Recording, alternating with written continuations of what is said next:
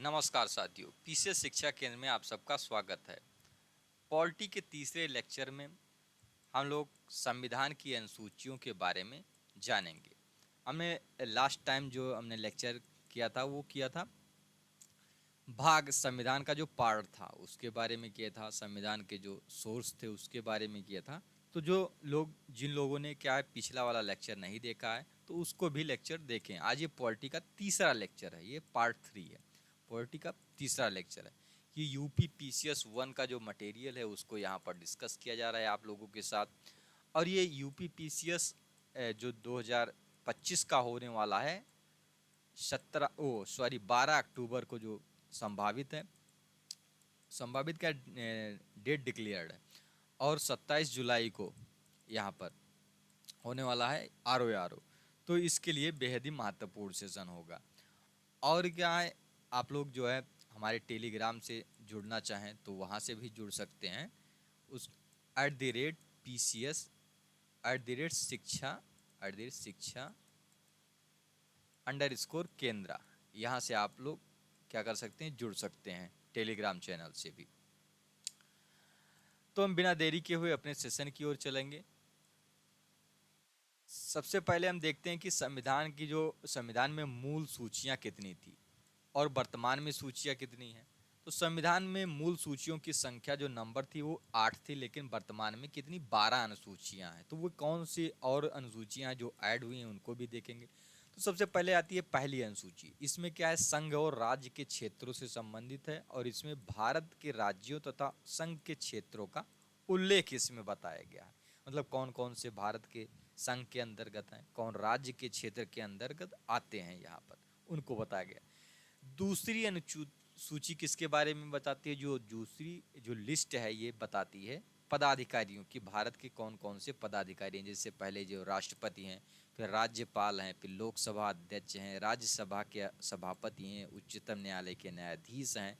इन सब के बारे में ये लिस्ट, यहाँ पर एक लिस्ट दी गई है जो सेकंड लिस्ट है, यहाँ पर दूसरी अनुसूची है। तीसरी अनुसूची की बात करते हैं, इसमें शपथ एवं प्रतिज्ञान है। ये जो भारत के पदाधिकारी हैं उनके शपथ एवं प्रतिज्ञान के बारे में यहाँ पर दिया गया है। लेकिन यहाँ पर राष्ट्रपति और उपराष्ट्रपति जो होते हैं उनके यहाँ पर शपथ का प्रावधान नहीं दिया गया है, क्योंकि इनके शपथ का प्रावधान संविधान के अलग अनुच्छेद में दिया हुआ है। कहाँ पर, 61 में यहाँ पर इनका दिया हुआ है। ऐसे राष्ट्रपति का भी दिया, उपराष्ट्रपति का भी दिया हुआ है। चौथी अनुसूची जो आती है, राज्यसभा का जो प्रतिनिधित्व है, राज्यसभा में सीटों का आवंटन है, राज्यों को कितनी सीटें मिलनी है उनकी जनसंख्या के अनुपात में, इसके बारे में दिया हुआ है। पांचवी अनुसूची की बात करें तो अनुसूचित क्षेत्रों में अनुसूचित जनजातियों के प्रशासन व नियंत्रण से संबंधित है। मतलब जो शेड्यूल्ड एरिया है और शेड्यूल्ड ट्राइब्स एरिया है उनके प्रशासन से संबंधित यहाँ पर दिया हुआ है पांचवी अनुसूची। छठी अनुसूची की बात करते हैं तो असम, मेघालय, त्रिपुरा और मिजोरम के जनजातीय क्षेत्रों के एडमिनिस्ट्रेशन से संबंधित यहाँ पर चीजें दी गई हैं।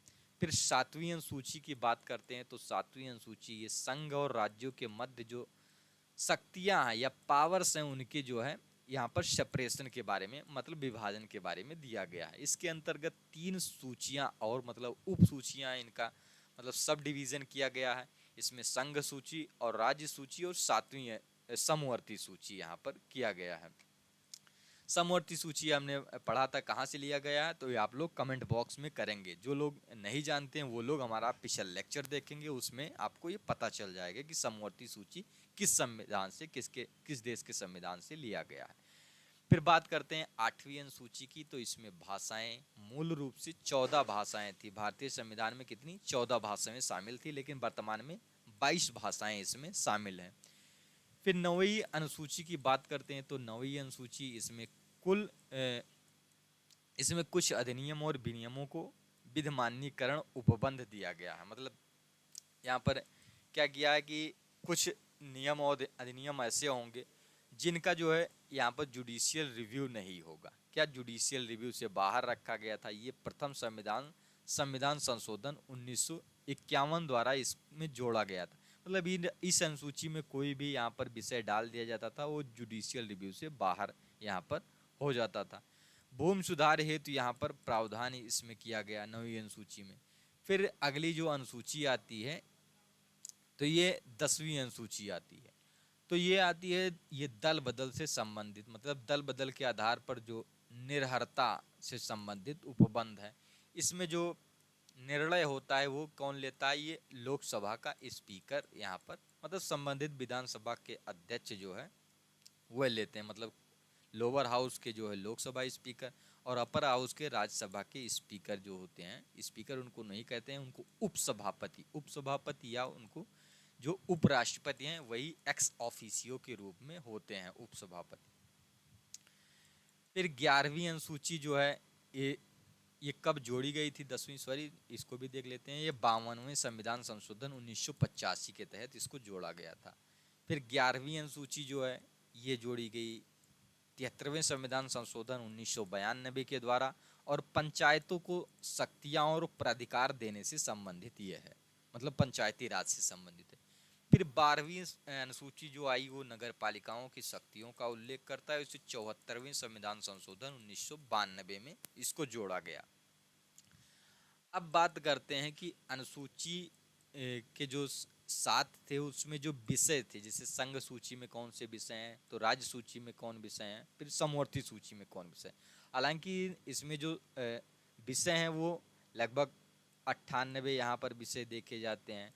ऐसे मतलब सब में यहाँ पर 60 विषय देखे जाते हैं और यहाँ पर भी ऐसे 59 के करीब यहाँ पर विषय देखे जाते हैं। तो उनमें से कुछ जो महत्वपूर्ण है इसमें दिया गया है, जैसे रक्षा और प्रतिरक्षा, मतलब जो ये सेंट्रल पावर्स में होंगे, विदेशी मामले सेंट्रल में होंगे, जैसे सेंट्रल अफेयर मिनिस्टर यहाँ पर केंद्र में होते हैं, ना कि राज्य में होते हैं। हालांकि राज्य स्तर के भी मंत्री होते हैं।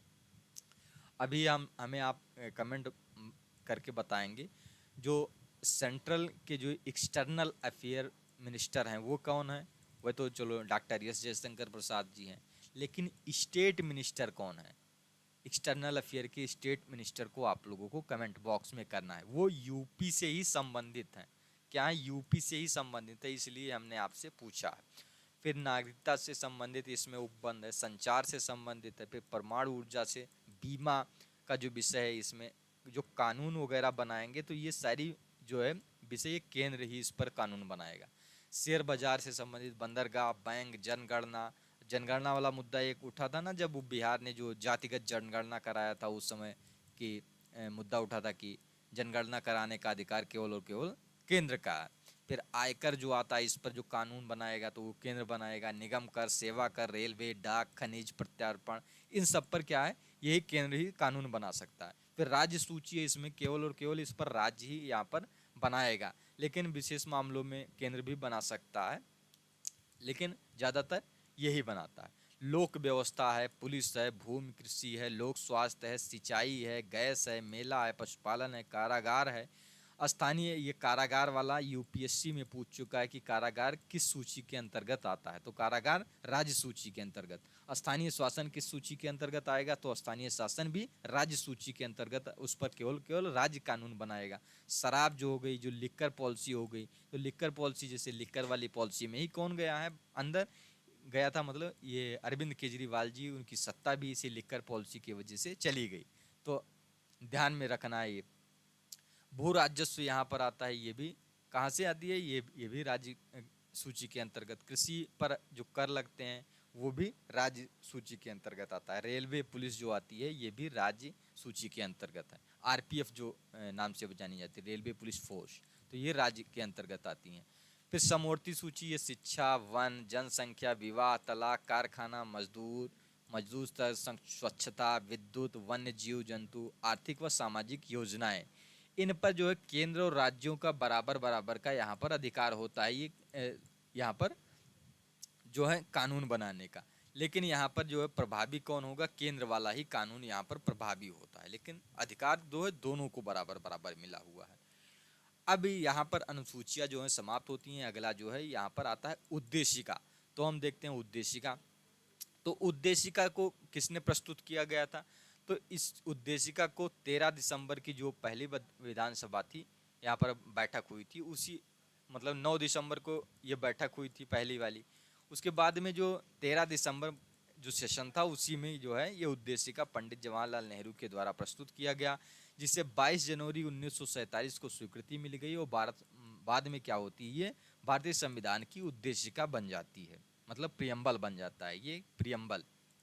और ये सोर्स कहाँ से है, मतलब इसको प्रियम्बल का जो सोर्स है ये यूएस से है। क्या यूएस से है, मतलब अमेरिकी संविधान से इसको लिया गया है। 42वें संविधान संशोधन अधिनियम 1976 के द्वारा उद्देशिका में संशोधन किया गया, मतलब अभी तक एक बार इसमें संशोधन किया गया। कितनी बार? 1 टाइम इसमें संशोधन किया गया है। और समाजवादी और पंथ निरपेक्षता तथा अखंडता शब्द को इसमें जोड़ा गया। कौन सा? सोशल, सेकुलर और यहाँ पर यूनाइटेड, ये अखंडता यहाँ पर एक शब्द ये जोड़ा गया। और प्रस्तावना की बात करें तो इसमें 3 प्रकार के न्याय यहाँ पर शामिल हैं। ये सब प्रश्न पूछ चुका है कि कितने प्रकार के न्याय, कितनी प्रकार की स्वतंत्रता, कितने प्रकार की समानता, ये सब कितने प्रकार के ये उद्देशिका में है। तो 3 प्रकार के न्याय की बात है, सामाजिक, आर्थिक और राजनीतिक न्याय की बात है।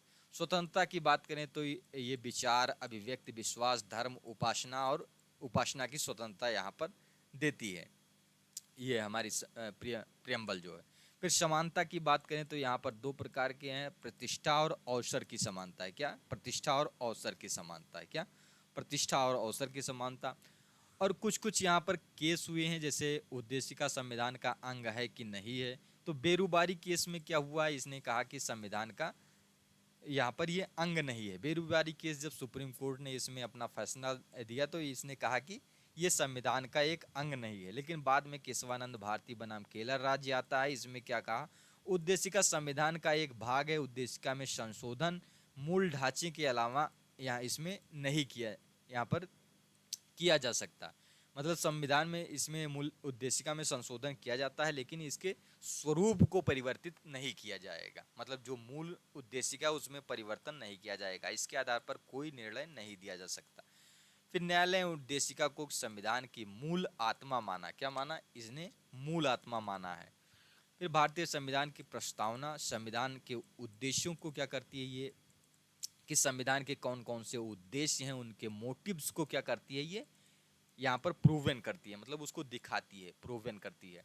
संविधान की प्रस्तावना द्वारा नागरिकों को न्याय, स्वतंत्रता, समानता सुनिश्चित करने का संकल्प यहाँ पर व्यक्त किया गया है। भारत की प्रस्तावना ये जो शुरू होती है, भारत का ये कहाँ से शुरू होती है, तो ये शुरू होती है कहाँ से, ये शुरू होती है हम भारत के लोग। यहाँ पर मतलब इसके जो प्रस्तावना के अधिकारों का स्रोत जो आता है, संविधान के अधिकारों का स्रोत है, ये हमारे जो है लोग हैं उनके थ्रू आता है, हम भारत के लोग, यहीं से शुरू होती है ये। जो पंथ निरपेक्ष शब्द है उसका अर्थ क्या है? इसका अर्थ है कि राज्य का कोई अपना धर्म नहीं होगा, मतलब राज्य सभी धर्मों के साथ बराबर का यहाँ पर व्यवहार करेगी, अर्थात वो सभी धर्मों से तटस्थ भाव से समान संरक्षण प्रदान करती है। भारतीय जो संविधान है वो पंथ निरपेक्षता के मतलब एक यूनिक रूप को अपनाता है। यहाँ पर पश्चिम की जो सेकुलरिज्म है उससे अलग, यहाँ पर जैसे पश्चिम का सेकुलरिज्म क्या कहता है, उसका संविधान अलग चलता है और यहाँ पर उसके जो धर्म होते हैं वो अलग होते हैं, मतलब कानून का धर्म में कोई हस्तक्षेप नहीं होता है। लेकिन हमारे यहाँ क्या है कि किसी धर्म का उत्पीड़न होने लगता है तो राज्य उसमें हस्तक्षेप करता है और उनको उचित न्याय दिलाता है। जिसे यहाँ पर देखा जाता है कि कोई धर्म है जो उस पर अत्याचार हो रहा है तो उसके खिलाफ आवाज उठाया जाएगा। जिससे प्रस्तावना में दिए गए आदर्शों, उद्देश्यों की व्याख्या मूल अधिकार, राज्य के नीति निर्देशक तत्व और मौलिक कर्तव्यों में दी गई है, यहाँ पर ये दी गई है। फिर व्यक्ति की गरिमा और राष्ट्र की एकता और अखंडता सुनिश्चित करना भारतीय संविधान की प्रस्तावना के अंतर्गत इसका भी संकल्प है कि राष्ट्रीय भावना को यहाँ पर यूनाइट किया जाए लोगों ने। जो कि ऑपरेशन सिंदूर हमारा चला उस समय, यहाँ पर हमारा जो भारत है उसका स्वरूप और उसकी जो यहाँ पर जो इसकी ये फीचर्स थे संविधान की प्रस्तावना के, वो सारे के सारे यहाँ पर भारतीय राजनीति में यहाँ पर दिखाई दिए साफ साफ। वहाँ पर सारे जो पार्टियाँ थी वो सारी जो है सरकार के पक्ष में बोल रही थी या फिर कुछ भी है, मतलब सारी पॉजिटिव चीज़ें ही निकल कर आ रही थी। भारत एक संपूर्ण प्रभुत्व संपन्न राज्य होगा, अर्थात भारत में अपने आंतरिक एवं बाह्य मामले में किसी विदेशी सत्ता या शक्ति के अधीन नहीं है। मतलब वो किसी से इन्फ्लुएंस होकर कोई भी निर्णय नहीं लेगा या फिर अपनी नीतियों को नहीं बनाएगा। जैसे भारत ने जैसे यहाँ पर ऑपरेशन सिंदूर चलाया, तो उसने जो है यहाँ पर किसी से यहाँ पर कश्मीर के मुद्दे पर, जैसे यहाँ पर ट्रंप का एक बयान आया कि कश्मीर की मध्यस्थता पाकिस्तान और भारत के मध्य कराने के लिए हम तैयार हैं, लेकिन भारत ने इससे साफ इनकार कर दिया कि हम किसी की मध्यस्थता उसमें स्वीकार करेंगे कश्मीर के मुद्दे पर। केवल और केवल यहाँ पर भारतीय प्रधानमंत्री मोदी जी ने जो यहाँ पर स्पष्ट संदेश दिया कि पाकिस्तान से केवल और केवल बात होगी तो केवल पाक ऑक्युपाइड कश्मीर पर होगी, कश्मीर के मुद्दे पर उनसे कोई भी बात यहाँ पर होने वाली नहीं है। कश्मीर भारत का आंतरिक मामला है और द्विपक्षीय मामला है, वो भारत केवल अपने ही माध्यम से निपटा लेगा उसको। भारत एक गणतंत्र है, अर्थात भारत का जो राष्ट्राध्यक्ष होगा वो वंशानुगत ना होकर क्या होता है, वो इलेक्टेड होता है। जैसे यहाँ पर जो हमारे मुखिया हैं, कौन है, ये भारत के राष्ट्रपति होते हैं। तो फर्स्ट सिटीजन कौन है, भारत के राष्ट्रपति हैं। जैसे इस समय राष्ट्रपति द्रौपदी मुर्मू जी हैं, तो ये मुर्मू जी क्या है, ये वंशानुगत के आधार पर थोड़ी ना आएंगे, इनको चुना गया है, तो ये इलेक्टेड होती हैं। तो इसीलिए क्या कहा जाता है कि जो गणतंत्र है हमारे यहाँ, भारत का समाजवाद लोकतांत्रिक समाजवाद है या नेहरू की अवधारणा पर आधारित है। देश के भौतिक संसाधनों का यथासंभव समानता के आधार पर वितरण है। मतलब लोकतांत्रिक समाजवाद से अर्थ है कि यहाँ पर जो पब्लिक और क्या है यहाँ पर प्राइवेट, इन दोनों का पीबीटी, इन दोनों के कॉम्बिनेशन से यहाँ पर जो है चलाई जाती है। यहाँ पर जो भी गवर्नेंस है वो चलाई जाती है। गवर्नेंस अर्थ है जो व्यवस्थाएं जो है, जैसे कुछ सुविधाएं, जैसे स्कूल चलाया जाता है, तो ये पब्लिक अर्थात यहाँ पर सरकार के द्वारा, और प्राइवेट यहाँ पर प्राइवेट के द्वारा भी दिया जा रहा है। तो ये सेवाएं, भारत राष्ट्रमंडल का सदस्य, लेकिन इसके कारण भारत की संप्रभुता कम नहीं होती। राष्ट्रमंडल के सभी सदस्य राष्ट्र स्वतंत्र और समान है। क्या है, वो समान है, कोई भी सब्सिडरी नहीं है। अब हम भारत के शासन प्रणाली की बात करते हैं, जो अगला टॉपिक है। आधुनिक लोकतांत्रिक सरकारें संसदीय सरकार और अध्यात्मक सरकार, इन सब में जो है विभाजित हैं। जैसे हम वर्तमान में देखते हैं तो सरकारों के तीन रूप दिखाई देते हैं, एक तो डेमोक्रेटिक, एक पार्लियामेंट्री, और एक यहाँ पर आती है ये अध्यक्षात्मक आती है। तो अध्यक्ष यहाँ पर जैसे एक राष्ट्रपति के माध्यम से होती है। तो भारत की जो व्यवस्था है वो संसदीय लोकतंत्र वाली है। क्या, संसदीय लोकतंत्र वाली है। संसदीय सरकार का ऐसी सरकार जिसमें कार्यपालिका अपनी नीतियों एवं कार्यों के लिए विधायिका के प्रति क्या होती है, वो उत्तरदायी होती है। मतलब वो कार्यपालिका जो भी नीतियां हैं और विधायिका के द्वारा नीतियां जो बनाई जाती हैं उसको कार्यपालिका क्या करती है, लागू करती है। संसदीय सरकार को कैबिनेट सरकार या उत्तरदायी सरकार की भी संज्ञा दी जाती है। भारत में इसी व्यवस्था को अपनाया गया। सर्वप्रथम संसदीय सरकार ग्रेट ब्रिटेन में अपनाई गई थी। इसी प्रणाली के आधार पर भारत में भी इसको अपनाया गया। यहाँ राष्ट्रपति शासन का औपचारिक प्रमुख मात्र होता है, जो संसदीय सरकार होती है। हालांकि ब्रिटेन में क्या था, वहाँ पर राजशाही, अभी राजशाही वाली गवर्नमेंट है। मतलब जो प्रमुख है वो राजा ही होता है। जैसे जेम्स जो है यहाँ पर जेम्स तृतीय इस समय जो है वहाँ पर जो है वो राजा हैं।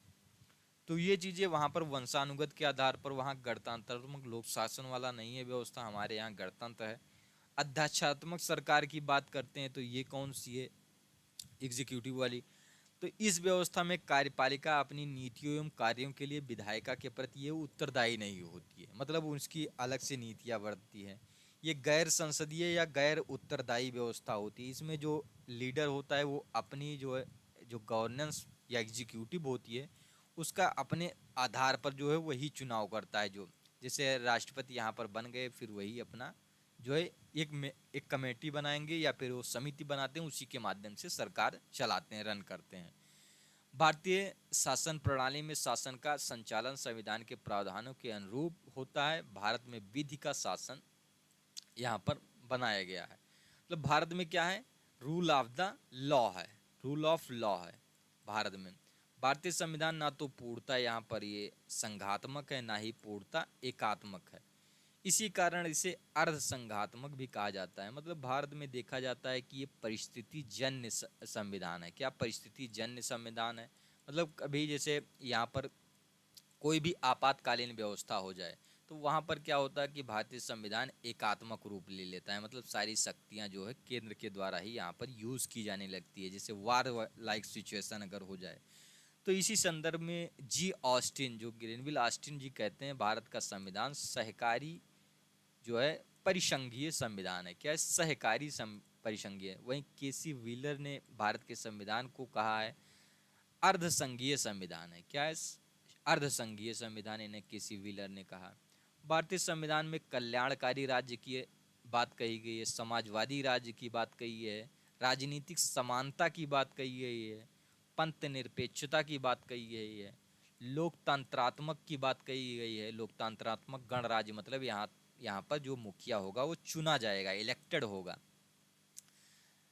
इन सब के दर्शनों को यहाँ पर साक्षार मिलता है। पंथ निरपेक्षता हमने बता दिया कि यहाँ पर राज्य का कोई अपना एक धर्म नहीं है, उसके आधार पर नहीं चलती है। जैसे कि पाकिस्तान के राज्य का एक धर्म है, मतलब वो सेकुलर स्टेट नहीं है, क्योंकि वहाँ पर इस्लामिक स्टेट है वो। कल्याणकारी राज्य का दर्शन यहाँ पर डीपीएसपी में मिलता है। यहाँ पर मतलब अधिकतम लोगों का अधिकतम सुख जो होता है वो चीज़ें यहाँ पर दिखाई देती हैं।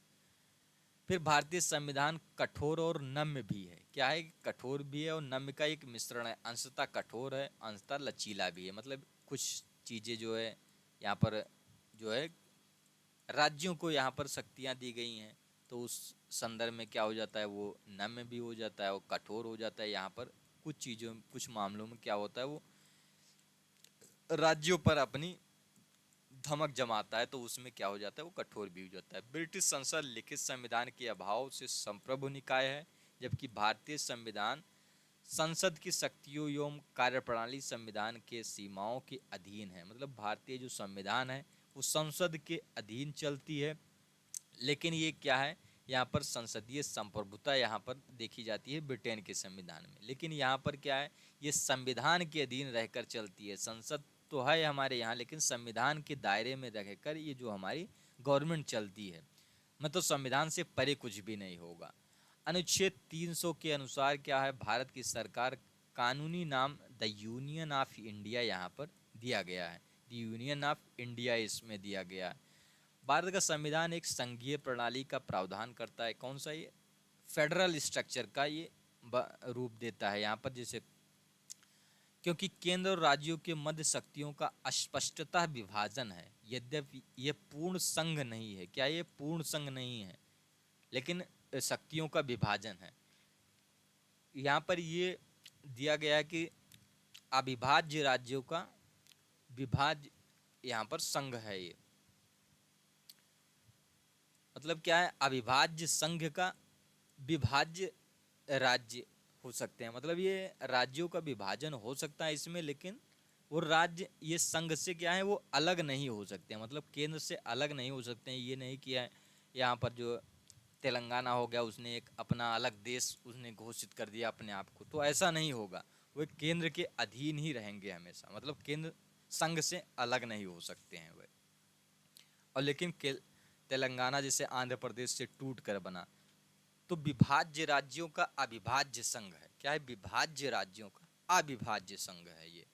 डॉक्टर भीमराव अंबेडकर ने कहा था कि संविधान को संघात्मकता के तंग ढांचे में नहीं ढाला गया है। क्या है? जो फेडरल स्ट्रक्चर का जो तंग ढांचा मतलब नैरो स्ट्रिप होती है, उसमें नहीं ढाला गया है। इसीलिए ये जो है हमारा संविधान जो सस्टेन मतलब ज़्यादा दिन तक चलने वाला, 75 वर्ष हो गया है हमारा संविधान बनाए हुए, वो अभी स्मूथली मूव कर रहा है, चल रहा है। अब हम बात करते हैं राष्ट्रीय प्रतीक के बारे में। जैसे राष्ट्रीय ध्वज जो है 22 जुलाई 1947 को इसको अपनाया गया था। वहीं राष्ट्रगान को 24 जनवरी 1950 को, राष्ट्रगीत 24 जनवरी 1950 को, राष्ट्रीय मुद्रा जो अपनाई गई थी रुपया जो साइन है, ये 15 जुलाई 2010 को अपनाया गया। फिर राष्ट्रीय पुष्प कमल है, राष्ट्रीय नदी गंगा है। राष्ट्रीय पंचांग की बात करें तो 22 मार्च 1957 यहाँ पर आता है, और ये शक संवत है। क्या ये शक संवत पर आधारित है ये राष्ट्रीय पंचांग। तो अब हम इस सेशन को यहीं पर स्टॉप करते हैं और आप लोग देखते रहेंगे इसको और पिछला वाला भी लेक्चर फॉलो करेंगे। और वीडियो पसंद आया होगा तो लाइक सब्सक्राइब जरूर करेंगे। धन्यवाद। और अगले सेशन में हम राज्य एवं संघ राज्य क्षेत्र को लेकर आपके समक्ष आएंगे।